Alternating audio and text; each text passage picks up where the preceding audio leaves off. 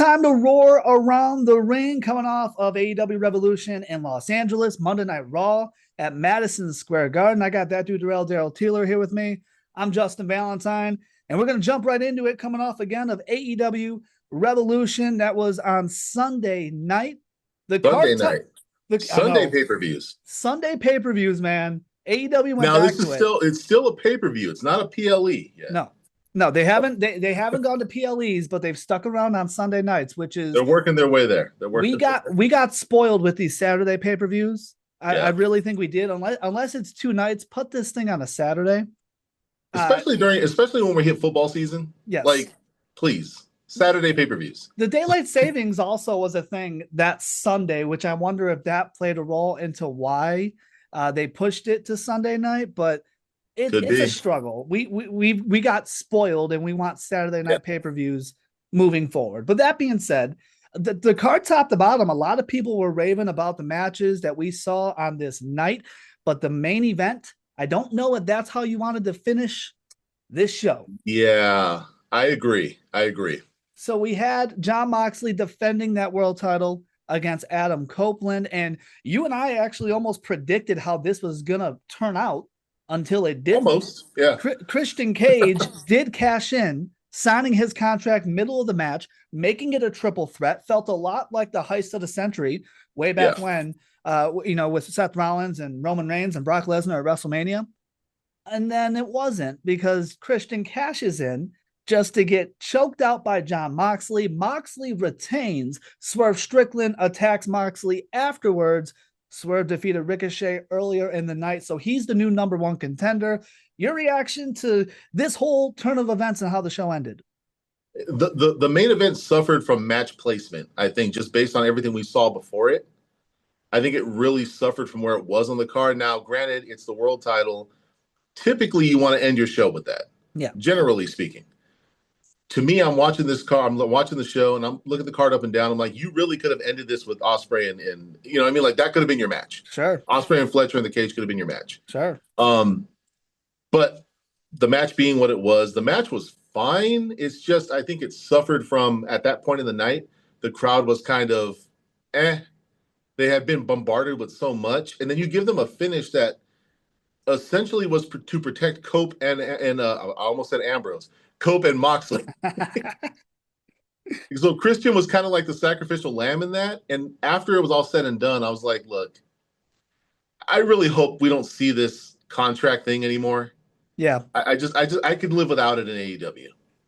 I think it's a situation. It is match placement, but it's also read the room, right? Yeah. Like, nobody has been a fan of this Moxley storyline. I don't know that anyone was begging for Cope to win this title. We love Cope. I just don't know that anyone wants to see a world title on him in 2025.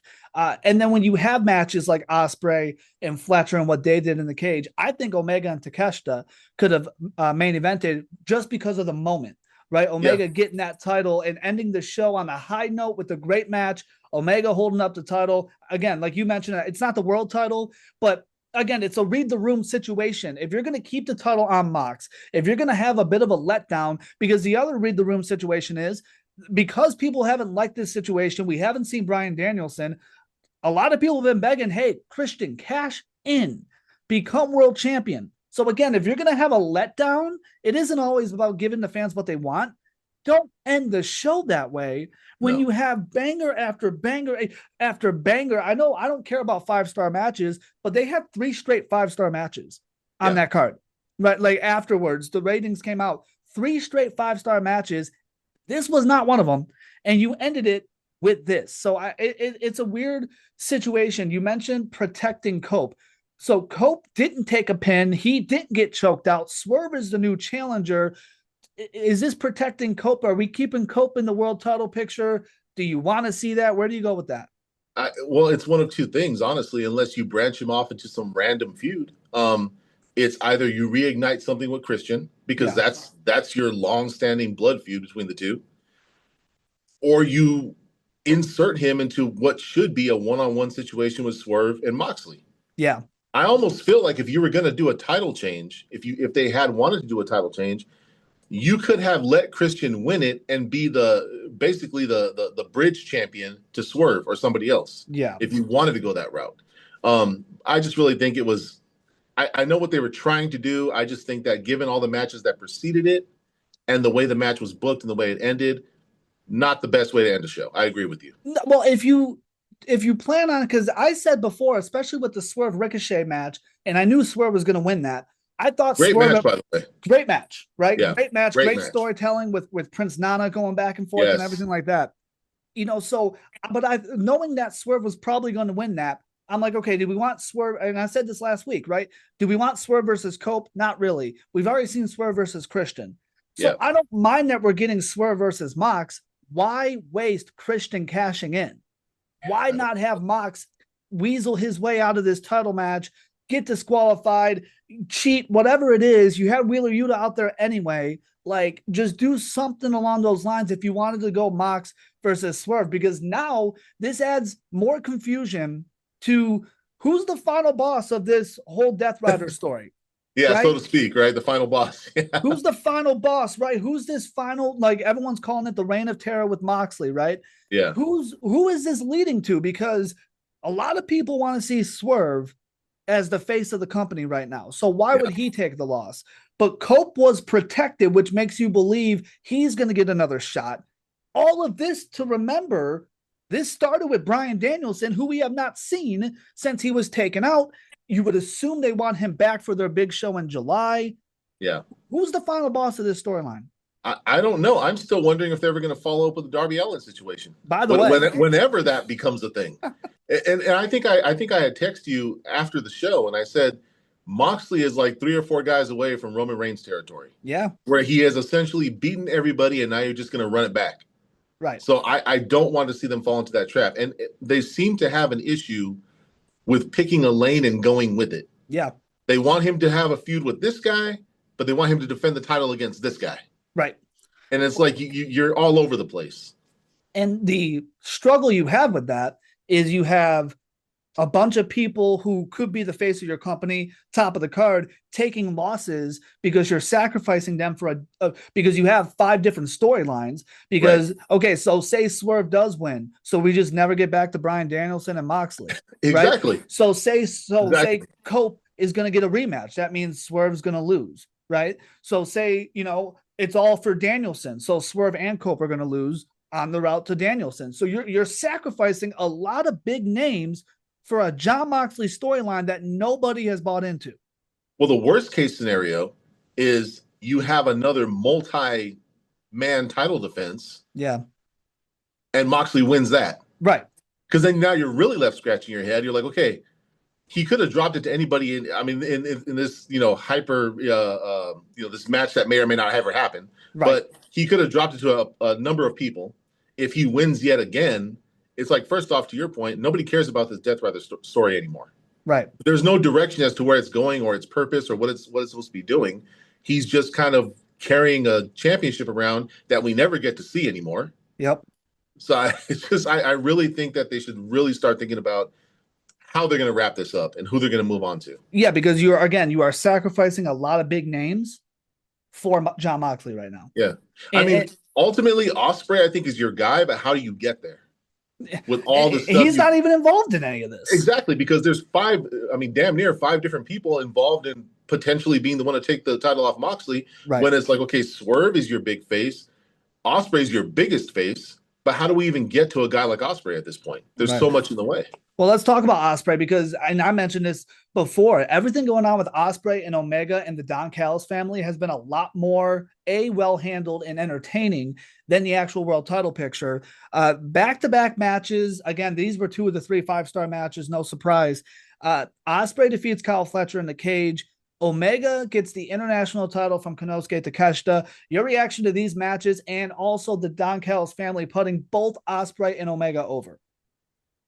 It's big. I think as far as Fletcher and Ospreay go, I don't really know where else you would take that. I feel like this was kind of the blow-off one. It was in a cage. Typically, that's where you end it. Obviously, you knew what you were going to get with the 2 of them. We've seen it before. It's stellar match, as expected. Loved it. Had the right amount of blood, everything that you needed in that match. For me, I think that the Omega match meant a little more, just given the journey that he was on for him to come back and win that title. Yeah. And it's great to see Omega back on top. That's where he should be. It's a great moment for Omega, and so the moment was better there. The match with Ospreay and Fletcher, they're so familiar with each other, like you mentioned. We've seen it before, and this is huge for Kyle Fletcher. This is what I was talking about way back at the beginning of the storyline, and I said Kyle Fletcher is the biggest winner here because he's going to be headlining pay-per-views with guys like Omega and then Ospreay and having matches like this that we're talking about, and 5-star matches and whatever. Whether you care about that, you care about the moment, you care about whatever, it's all great. And Kyle Fletcher is a part of it. So again, it's been so well handled for him. You're also establishing your biggest names and Will Ospreay, Kenny Omega, getting him back on track. And Omega getting that international title is telling to me, because remember what they hinted at when Omega first came back. That's Kazuchika Okada, right? And Okada retained his title against Brody King. I would love to see a title for title at all. You're talking about like a title unification or a title for title, just they carry both belts? I would say title unification, because I want to get rid of that Continental title. The way they handled that, like Okada held that title the entire time and then had to go through the entire tournament again to keep it. It's either a championship or it's a tournament. One of the two things. You can't have it both ways. So I would do a title unification with Omega and Okada at All In for the international and continental titles. Yeah, and the match against Brody was just like, I didn't expect Brody King to win the title. No. But while I'm watching that match, knowing that later in the night I'm going to get to see Omega, I'm thinking, okay, we're heading to a collision here. These guys, like you said, they teased it already. We had the face-to-face stare down.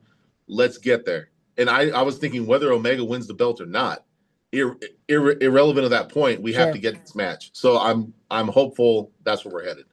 The third of those 5-star matches was Toni Storm and Mariah May. Yes.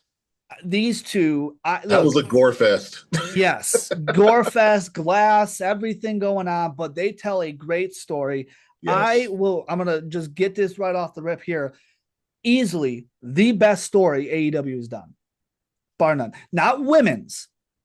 The best story in general. Because, and I know a lot of people, I'm talking about the story and then the payoff, right? And these two, 100% for a women's division that still struggles in depth when it comes to being interesting and who's going to be the challenger now. Yeah. These two are stars, and they got everything out of it. You mentioned it was a gore fest. Was it too much? As a standalone match, it was a lot. Yeah. With the glass and the glass on the fist and it just pouring it over the ring. I'm watching that. I'm like, okay, I get what you're doing, but it's so as a match on its own, I'm with it. I'm down with it. You know what I mean? Like, that's fine. I think just as a collective of what we saw throughout the night, as a whole, I thought there was a little too much going on. But if we're just talking about this match, given the story, given the history, given the promos leading up to it, the in-ring promo from Toni Storm, the sit-down promo between the two of them with Renee, it all worked the way it should have. And to your point of saying the best told story, it's because not only are they great in-ring individually, both of them together, they act their asses off. Yes. They buy into those characters and they draw you in with their promos, with their interactions with each other. It's 10 out of 10 all the way through. And that's why I say number one, because I can't remember another character in AEW's run in a story that, like you just said, buys into their characters the way these two did, where you feel it's especially with social media, it's tough to believe, two people in a feud on TV actually hate each other, right? Yeah. CM Punk and Seth Rollins actually do, so it's easy to believe that. But that's a lot. There's a lot going on there. But like with this, you genuinely think these two hate each other because of how much they've bought in. And it's rare to see in wrestling and any company in today's day when you see all these people on social media and you see the behind the scenes a lot more than you used to. So it's, you're reminded that it's an act. These two, I believe they hate each other. Oh, no, and it comes off perfectly. It comes off from their dramatic acting to their emotional crying with, blood smeared on their faces. It's just like the visual is so jarring and so visceral that you're like, this is crazy, but I'm here for it. 100%. And Yeah, so you mentioned in a box, and it's funny because I'm watching this show, and I knew we were going to talk about this because you have Ospreay and Fletcher, and it's a blood yeah, fest, and you have these yep. crazy matches, high impact matches, and then Mariah May and Toni Storm do their thing, and I'm watching and I'm remembering that after every pay per view for AEW, whether it was this show or any other person I was talking to or podcast I was on or whatever it was, I say the same thing. In a box, great match. Yeah. In a box, great show. Yep. The problem is, and go back and watch, it is the same blueprint for every AEW pay per view. Just swap out the stars. And this is not on the stars. They put on great matches, Ospreay and Fletcher, like every Mariah May and Toni Storm in a box. If you didn't watch AEW pay-per-views every month and you just tuned into one random pay-per-view, you would say, hell yeah, great show. Yeah. Problem is, I just saw this last month with so-and-so and so-and-so. Even the title match that we saw with Omega and Takeshita, the high impact, whatever, I've seen that with Ospreay and Takeshita and whatever. And yes, great matches are great. The problem is, their pay-per-views, that blueprint, they are more about matches, not moments. Yeah. And the problem is we need to tell a story here. The matches can be there. Don't get me wrong. And they're great matches, but what's the moment? So, again, in a box, great match. I'm not, shitting on any of the matches that we saw, but what was the moment? Nothing. Ospreay won. I agree. And Ospreay won. Mariah May won. Just someone won. That's it. Like nothing happened to be. And a lot of times because of the booking, there is with a lot of these big wins, because the booking following that going into television, it's erratic. It's all over the place, or it doesn't follow up the way it should, or they just like arbitrarily jump into something else. And so that's my thing. Plus, I guess I am at least spoiled by WWE in the sense of shorter amount of matches, like less matches. Yeah. More content, more quality, less matches, not just a bunch of matches after one after the other. Because watching this pay-per-view, I'm like, this probably could have been like a 7 or 8 match show. Sure. You know what I mean? 7 really good matches, and it would have been the perfect pay-per-view. Right. Well, and you mentioned, and it's funny because AEW fans are never more excited. Wrestling fans who watch AEW in general are never more excited than coming off an AEW pay-per-view. Right, when it comes to the AEW product. And then you go, God, I can't wait to see what happens. Well, their pay-per-views are stellar. Yes, because they're great matches, right? But the moments always fall short because of what you said. And then you get to the weekly TV and there's no follow-up, or the follow-up is erratic, or we don't see whoever just had that great match for 3 weeks for some reason. Exactly. Or whatever it is, and the other thing too, because again, I know a lot of people are going to get on me when it comes to, but it was a great match. I understand. But when you redo a great match over and over again without a purpose, there is no big moment. There is no progression in the storyline. It's just someone wins and someone loses. That's what we have UFC for.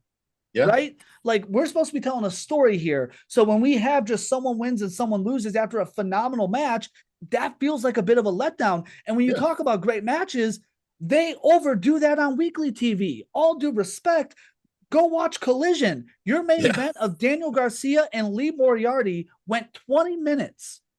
20 minutes. 20 minutes. Why? For what? Why 20 minutes?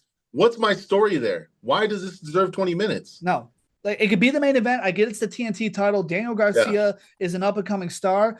That's an 8-minute match. That get in and out. You know what I mean? But that's a one commercial break. Yeah. That's a one picture in picture. But that's the thing. But every match gets at least one picture in picture, right? Yeah. Because every match has to go 15, 20 minutes. So I'm seeing these types of matches on the weekly shows, and then every pay-per-view match is that same formula with no purpose outside of it being big stars in a great match. And again, this is not on the stars. No, but you know where I also get that too? I felt that way watching SmackDown. Like when it comes to some of the tag team matches, I'm like, I don't need 2 commercial breaks for this match. No, this story is not that interesting. No, SmackDown's dragging through 3 hours right now.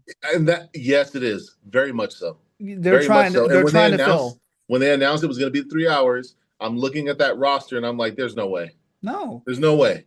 No. I don't care how many. you can only have Cody Rhodes standing in the ring cutting a promo for so long. Right? I mean, that's kind Like, of that's it. I mean, they need to go because the Raw formula is great. Raw being on Yeah. Netflix, where it's just like it can go 2 hours, it can go two Yeah. and a half, It's maybe kind of up in three the if we air. have enough Yeah. going on.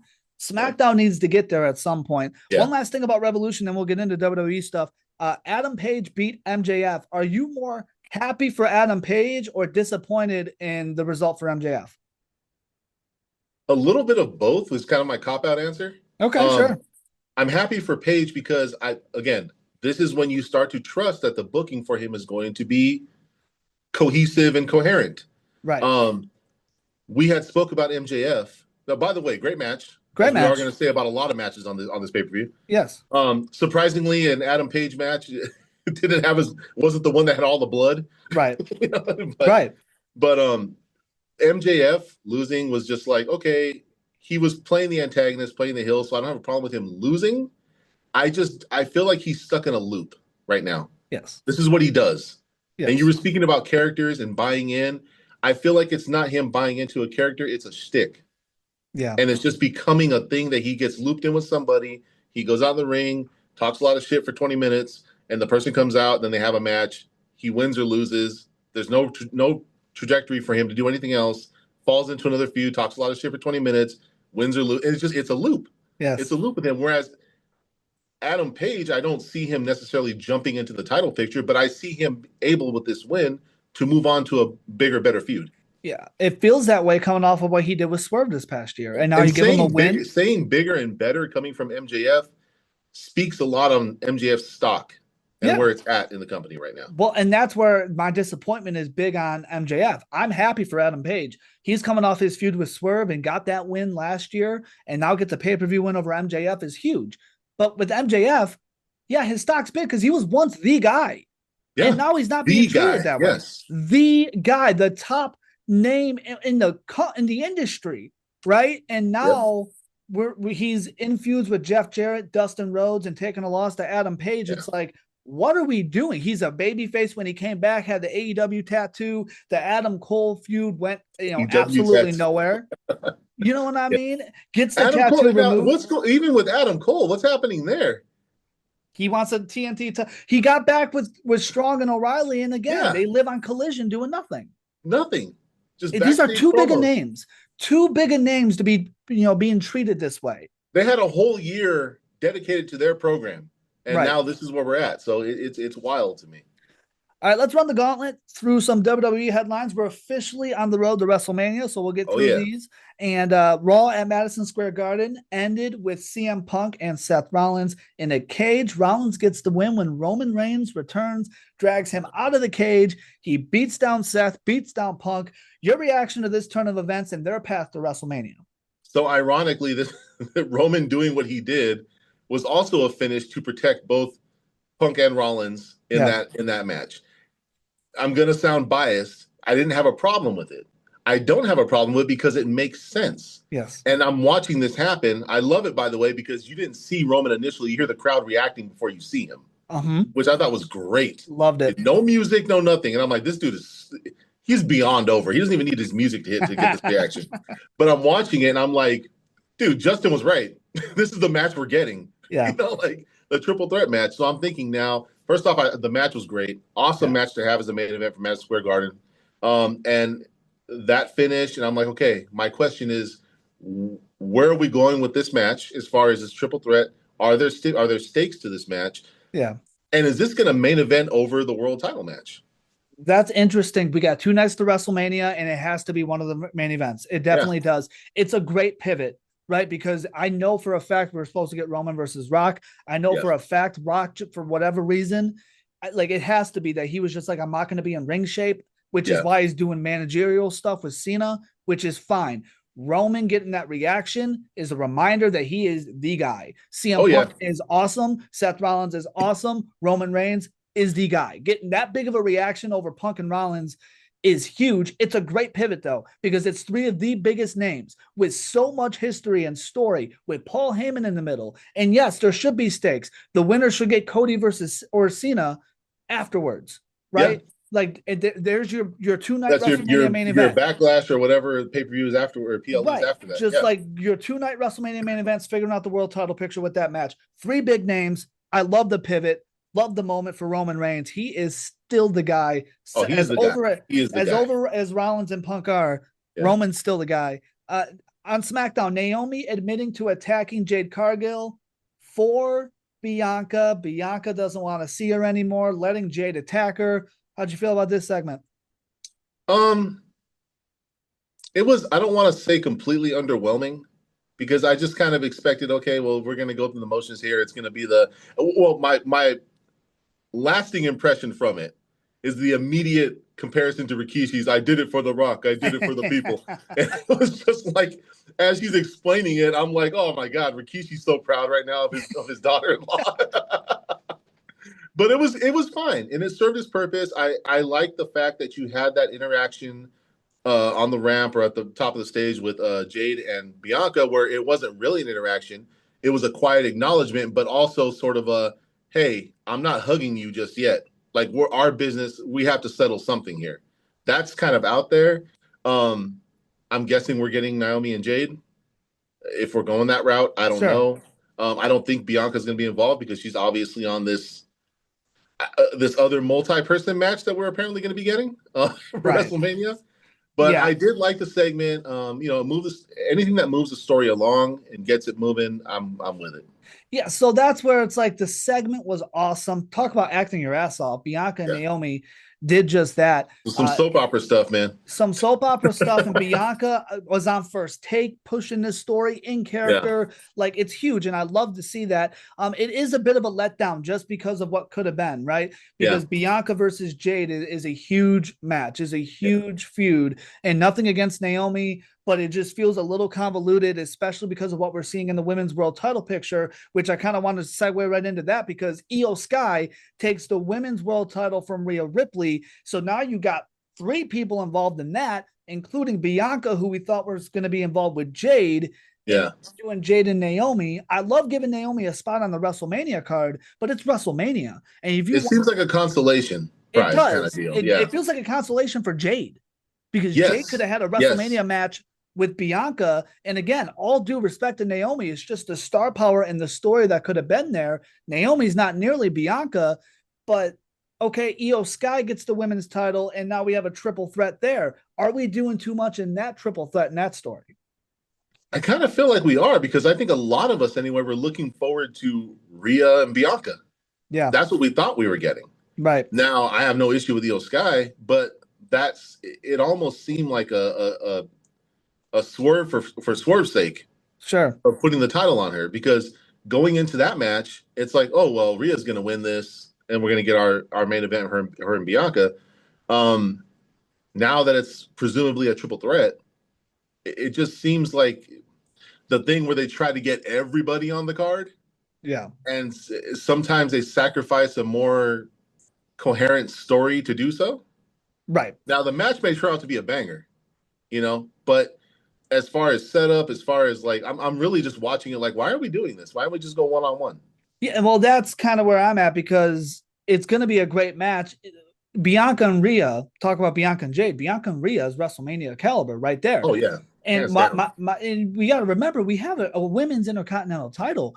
Put Io there. Io's an established name that can give that intercontinental title a big spot on the WrestleMania card. If you want a triple threat match for a women's title, the women's intercontinental title. There you go. Io, Dakota, and Lyra, right? Like, go that route there. Io's an established name that could give that title credibility on the WrestleMania card. So the triple threat's going to be great. Bianca versus Rhea is just huge. Why step aside from that? I don't understand that one bit. I don't know. Drew McIntyre and Damian Priest seem to be on their way to a WrestleMania match. Does Drew deserve better?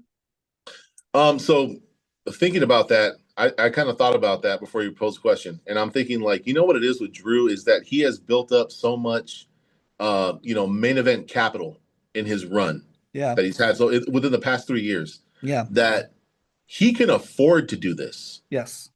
In the terms of his placement and his stance on the roster, he can afford this match. He can afford this match being fourth from the start at the beginning, of the beginning of the show. He can afford that. Yeah. Damian Priest actually needs this more than Drew does. Yes.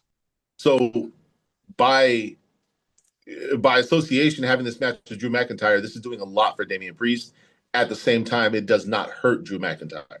Well, and that's where it is, because the answer is yes. Drew does deserve better. This is for Damian Priest. Drew deserves better in the sense of what we saw with Punk and everything he's been doing. But my main question is, what would you do differently?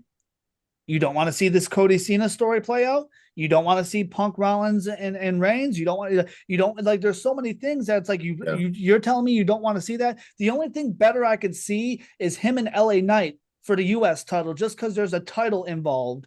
Yeah. And, so you could go that route. That's the only step better in terms of what's going on right now and everything in every world title picture. That's the only thing that makes sense for right now. But you're right. Drew can, afford to do something like this. You mentioned LA Knight about pairing him and Drew. Again, another example of somebody who needs it by association of Drew McIntyre. Yes. And if that was the match, Drew doesn't need that match. LA Knight needs that match. Right. How do you feel about LA Knight getting that U.S. title back? I think it makes sense because Shinsuke's run was dead in the water. Now I don't think there's anything to it anymore. Yeah. I don't, because really, who are you going to pair him with? You're not going to drop to Andrade. You're not going to drop it to Carmelo Hayes. There's really nobody else on that roster on SmackDown that you can just like randomly have him drop the title to out of the blue. But it makes more sense, at least in my estimation. I know people watch this, they can leave their comments and disagree if they need to, but I think that when you look up and down that roster, it just makes more sense to give it back to LA Knight. They shouldn't have given it to Shinsuke to begin with if this is what they were going to do. Agree. Because here's the thing. I hate it for Shinsuke and I don't love it for LA Knight. LA Knight loses his title and all he did was chase Shinsuke for 5 months. And Shinsuke wins the title and all he did was feud with LA Knight for 5 months. So Shinsuke completely got shafted here in terms of how they booked this. They were better off having him lose and do something else with him back at Survivor Series and just let LA Knight carry this thing through WrestleMania, because LA Knight, that title could have elevated him to a big time WrestleMania non-title feud. Instead, he just followed Shinsuke around for 5 months. So even though he's a champion again, it's like, okay, but like, what did we really gain? Because we're exactly where we were. To your point, he spent the last 5 months just spinning his wheels. And that's all it was. Yeah. Speaking of U.S. title, lastly, Chelsea Green, with the help of Alba Fyre, getting over Michin. Alba Fyre, a part of Chelsea Green's little stable. How do you feel about that move with Isla Dawn being released? I like it for her. One, because Chelsea Green's a star. So that the interest magnet just goes around her whatever she does in ring or promos. If you want to help reestablish somebody who had a lot of trouble being established in the first place, now they're no longer part of a tag team, this is what you do. You build a star through association, and I think this is a good way to go. Look, I have all the faith in the world in Chelsea Green and her on screen to elevate those around her as she has with Piper. She'll do the same with Alba Fyre. But my main thing is, why release Isla Dawn? That women's tag division needs them. They need legitimate tag teams because, they have names, but you're sacrificing the singles division for the tag team division in the women's side, right? You had to take the title off of Liv to put the titles on Liv and Raquel, right? Bianca, you had to take the titles off of them to put Bianca in the women's title picture, where you had an established tag team who were interesting and doing okay, at least enough for the women's division. I don't understand not keeping, Isla Dawn around and keeping that thing going, but I have a lot of faith in Chelsea Green and kind of making the most out of this for her, as she has with Piper Niven, because Chelsea Green is one of the best characters in wrestling right now, and she's doing stellar work top to bottom. So I think this is a big win for Alba Fyre, given, the situation. Yeah, and I almost feel like the women's tag team, it's almost like you shouldn't even have them, because they're and the men's tag team situation is just barely more interesting. Exactly.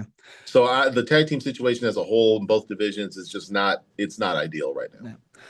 Roll Around the Ring will be back after Dynasty, coming at you after every pay-per-view, every PLE. That dude, Daryl Taylor. I'm Justin Valentine. Find us on YouTube at Roar Around the Ring. Follow us on social media at JV Around the Ring. We'll talk to you guys very soon.